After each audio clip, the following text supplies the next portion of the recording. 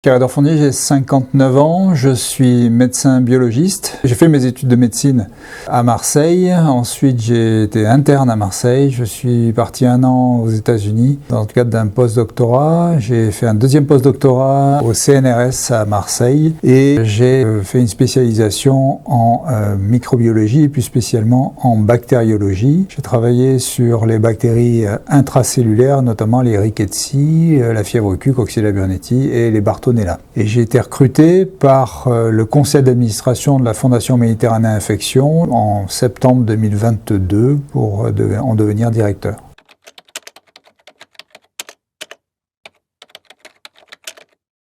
Alors depuis 3 ans maintenant, j'ai avec le comité de direction de l'IHU, avec la gouvernance, mis en place un certain nombre d'actions pour favoriser les collaborations internes entre les équipes au sein de l'IHU, sous la forme à la fois de séminaires, à la fois de réunions de travail, à la fois de possibilités pour les différentes équipes de présenter des projets et de financer par l'intermédiaire de la Fondation des étudiants partagés, soit avec des équipes de l'IHU et des équipes de l'Infectio Pôle Sud, qui sont des équipes du CHU de Nice, du CHU de Nîmes et de l'Université de Montpellier, soit avec des équipes des pays du Sud, avec nos partenaires d'Afrique, notamment francophones, avec lesquels nous travaillons beaucoup.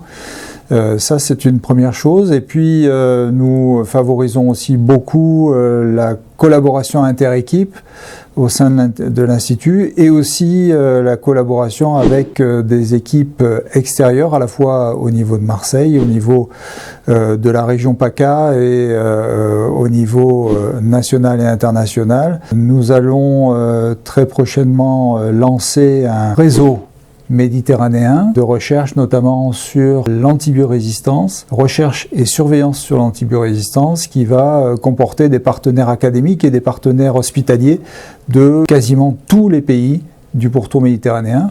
Et ce réseau-là permettra aux équipes de l'IHU notamment d'échanger avec des partenaires sur cette thématique, et puis peut-être au-delà de cela, par l'intermédiaire d'actions de formation notamment, permettra aussi d'élargir cette collaboration à d'autres thématiques de recherche.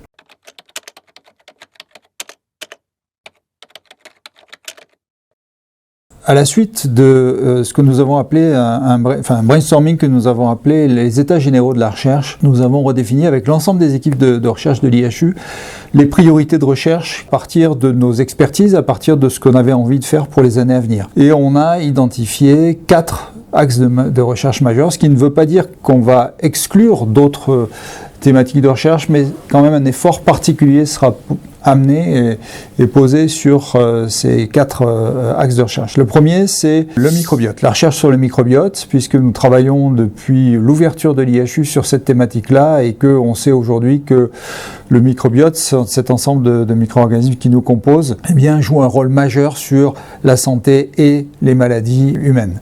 Le deuxième axe, c'est l'étude des émergences. Alors les émergences, on y consacrera d'ailleurs en 2027 un congrès international qui sera co-organisé par l'IHU Méditerranée Infection, la Société française d'immunologie, la Société française de microbiologie et l'Institut Pasteur et nous l'espérons l'ANRS-MIE, un congrès dédié aux problématiques et aux challenges que représentent les émergences infectieuses, et donc nous consacrons un axe de recherche aux émergences, qu'elles soient virales, bactériennes, parasitaires ou mycologiques. Le troisième axe, c'est l'antibiorésistance, et cette antibiorésistance qui est un problème émergent dans le monde entier et dont on commence à s'apercevoir aujourd'hui que l'environnement joue un rôle important. Notamment, on s'aperçoit que les pesticides qui sont utilisés notamment dans l'agriculture jouent un rôle très très important dans le développement de résistance aux antimicrobiens. Et enfin, le dernier axe, ce sont les sciences humaines et sociales. On a la chance d'avoir à l'IHU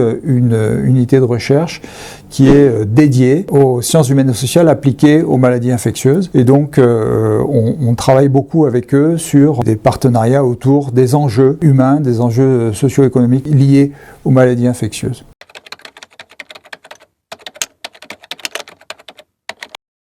Un des enjeux aussi de l'IHU pour les années à venir, c'est de renforcer notre axe immuno-infectieux. Quand on travaille sur les maladies infectieuses, il est essentiel de comprendre comment notre organisme se défend contre les micro-organismes, et notamment au travers de son système immunitaire. Et donc nous allons accueillir en courant 2026 une chercheuse américaine qui travaille dans le domaine de l'immunologie et qui va nous rejoindre grâce au programme Safe Place for Science qui a été mis en place par Aix-Marseille Université. Et dans le même axe, nous avons le projet, nous sommes en discussion, pour accueillir une équipe de recherche marseillaise sur justement la thématique immuno-infectieux. Un autre axe de collaboration important qui a été mis en place récemment à Marseille et qui est l'obtention du biocluster d'immunologie, le Marseille Immunologie Biocluster, représente pour nous un axe de collaboration et de développement thématique de recherche très important et qui s'inscrit en pleine ligne avec la volonté que nous avons depuis 2022 d'ouvrir, de renforcer l'axe immuno-infectieux. Un autre axe de développement de collaboration de l'Institut est